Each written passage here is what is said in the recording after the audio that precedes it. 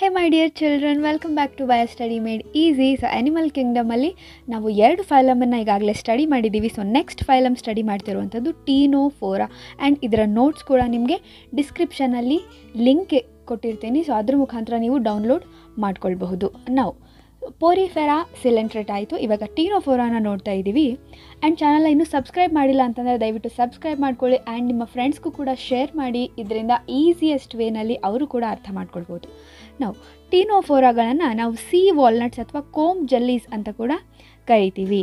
Walnut ಅಂತಂದರೆ it's a dry fruit, ಹೌದಾ? So ಆ ವಾಲ್ನಟ್ ಶೇಪಲ್ಲಿ ಇವುಗಳು ಇರೋದ್ರಿಂದ ಇವುಗಳಿಗೆ ಸಿ ವಾಲ್ನಟ್ಸ್, ಸಮುದ್ರದ ವಾಲ್ನಟ್ಸ್ ಅಂತ ಇವುಗಳನ್ನು ಕರೀತಾರೆ. ಆ್ಯಂಡ್ ಕೋಮ್ ಜೆಲ್ಲೀಸ್ ಅಂದರೆ ನೋಡಿ ಇವಕ್ಕೆ ಈ ರೀತಿಯಾಗಿ ಇದೆ ಅಲ್ವಾ, ಸೊ ಕೋಂಬ್ ಲೈಕ್ ಸ್ಟ್ರಕ್ಚರ್ ಇದೆ ಅಲ್ವಾ, ಬಾಚಣಿಕೆ ತರಹ. ಸೊ ಹಾಗಾಗಿ ಇವುಗಳಿಗೆ ಕೋಂಬ್ ಜೆಲ್ಲೀಸ್ ಅಂತ ಕೂಡ ಕರೀತಾರೆ.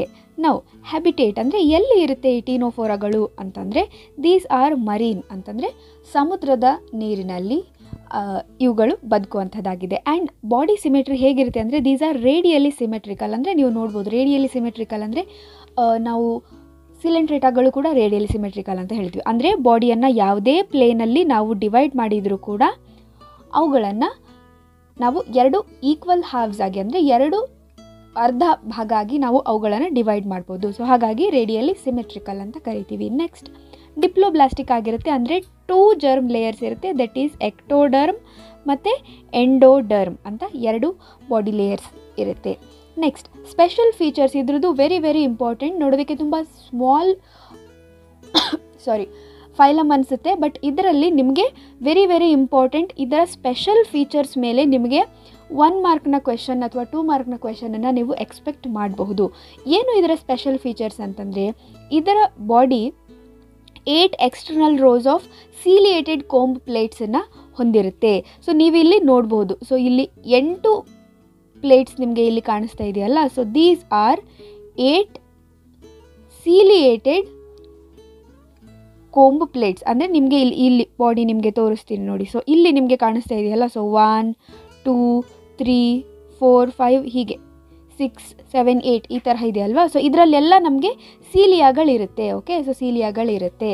ಸೊ 8 ಆ ರೀತಿಯಾದಂಥ ಕೋಂಬ್ ಪ್ಲೇಟ್ಸ್ ಇರುತ್ತೆ ಇದರಲ್ಲಿ. ಓಕೆ, ಇನ್ನು next bioluminescence. So very very special character ಇದರದ್ದು. ಬಯೋಲುಮಿನಿಸೆನ್ಸ್ ಅಂತಂದರೆ ಯಾವುದೇ ಲಿವಿಂಗ್ ಆರ್ಗ್ಯಾನಿಸಮ್ ಇರಲಿ, ಅಂದರೆ ಯಾವುದೇ ಜೀವಿ ಆಗಿರಲಿ, ಅದು ತನ್ನ ದೇಹದಿಂದ ಲೈಟನ್ನು, ಬೆಳಕನ್ನು ಎಮಿಟ್ ಮಾಡುವಂತಹ ಅದರ ಒಂದು ಪ್ರಾಪರ್ಟಿಗೆ ನಾವು ಬಯೋಲುಮಿನಿಸೆನ್ಸ್ ಅಂತ ಕರಿತೀವಿ. ಓಕೆ, ಸೊ ಆ ಒಂದು ಪ್ರಾಪರ್ಟಿ ಈ ಟೀನೋಫೋರಾಗಳು ಹೊಂದಿದೆ. ಅಂದರೆ ಸೊ ನೀವಿಲ್ಲಿ ನೋಡ್ಬೋದು ಇವುಗಳು ನೀರಿನ ಆಳದಲ್ಲಿ ಇರುತ್ತೆ. ಓಕೆ, ಸೊ ಡೀಪ್ ವಾಟರ್ಸಲ್ಲಿ ಇರುತ್ತೆ. ಅಂದರೂ ಕೂಡ ಇವುಗಳು ಲೈಟನ್ನು ಎಮಿಟ್ ಮಾಡ್ತಾ ಇದೆ. ಸೊ ನೋಡಿ ನೀವು ಇಲ್ಲಿ ನಿಮಗೆ ಕಾಣಿಸ್ತಾ ಇದೆ, ಹೌದಾ? ಸೊ ಇದರಲ್ಲೇನೋ ಲೈಟ್ ಹಚ್ಚಿದ್ದಾರೇನೋ ಅನ್ನೋ ತರಹ ಕಾಣಿಸ್ತಾ ಇದೆಯಲ್ವಾ ಈ ಆರ್ಗ್ಯಾನಿಸಮ್ಸು.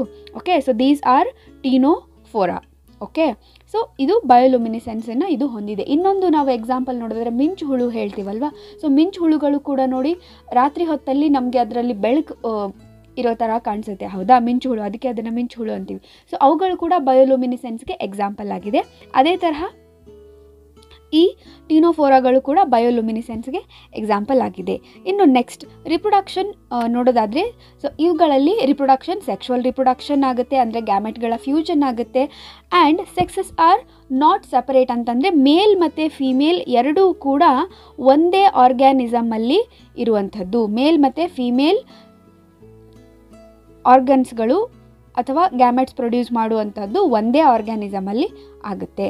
ಇನ್ನು ನೆಕ್ಸ್ಟ್ ಫರ್ಟಿಲೈಸೇಷನ್ ಎಕ್ಸ್ಟರ್ನಲ್, ಅಂದರೆ ಫರ್ಟಿಲೈಸೇಷನ್ ಎಕ್ಸ್ಟರ್ನಲ್ ಆಗುತ್ತೆ. ಅಂದರೆ ಈ ಗ್ಯಾಮೆಟ್ಸ್ ಏನು ರಿಲೀಸ್ ಆಗುತ್ತಲ್ವ, ಮೇಲ್ ಮತ್ತು ಫೀಮೇಲ್ ಗ್ಯಾಮೆಟ್ಸು, ಅದು ಔಟ್ಸೈಡ್ ರಿಲೀಸ್ ಆಗುತ್ತೆ, ಅಂದರೆ ವಾಟರಲ್ಲಿ ರಿಲೀಸ್ ಆಗುತ್ತೆ. ವಾಟರಲ್ಲಿ ನಮಗೆ ಗ್ಯಾಮೆಟ್ಸ್ಗಳ ಫ್ಯೂಷನ್ ಆಗಿಬಿಟ್ಟು ಝೈಗೋಟ್ ಫಾರ್ಮ್ ಆಗುತ್ತೆ. ಇದನ್ನು ನಾವು ಫರ್ಟಿಲೈಸೇಷನ್ ಈಸ್ ಎಕ್ಸ್ಟರ್ನಲ್ ಅಂತ ಕರಿತೀವಿ. ಅಂದರೆ ಅವುಗಳ ಬಾಡಿ ಒಳಗಡೆ ಅಲ್ಲ, ಬಾಡಿ ಹೊರಗಡೆ ಆಗ್ತಾ ಇದೆ.